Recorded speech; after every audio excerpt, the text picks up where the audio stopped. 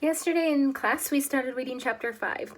We didn't get all the way done, but one of the things that I really wanted you to start to recognize is the way that Golding, our author, is characterizing the leadership strategies of Jack versus Ralph. Ralph will always try to calm the little ones down and try to convince them that there is no beastie, that their fear is irrational, that everything's going to be okay, and that they need to get rescued. Jack will often try to stir up that fear. And I think that if you have been paying attention at all this year, I really find it extremely important for us to always relate literature and what we're reading to our current day, because really that's the whole point. Like, literature should be organic and always, relevant if it's classical literature. And that's one of the things that I see a lot in our current political environment, is that some people try to stir up fear and dissension and other people try to squelch it. And I think that that really says a lot about the heart of a leader. Well, in the Canvas agenda for today, you will see a writing prompt that is all about leadership.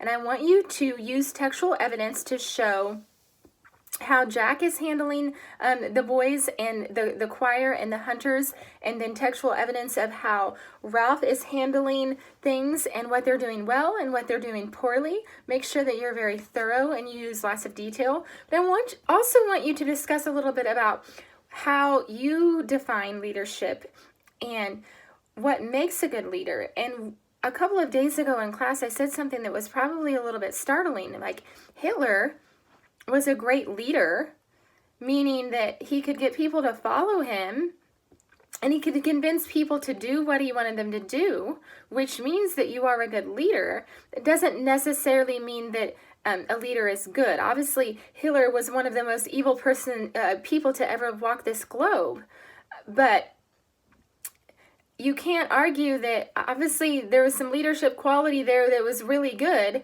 even if it was used for evil intent. So what I want you to do also is make sure that you use really specific examples when you're supporting like people that you find to be good leaders and why.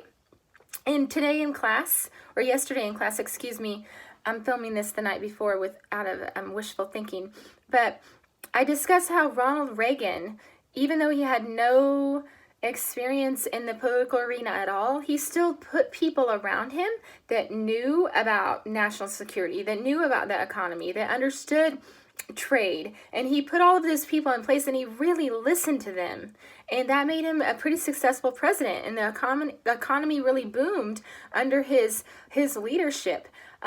So just make sure that you're really thorough and that you are sharing your ideas, and remember, this writing is due at midnight. Have a great day.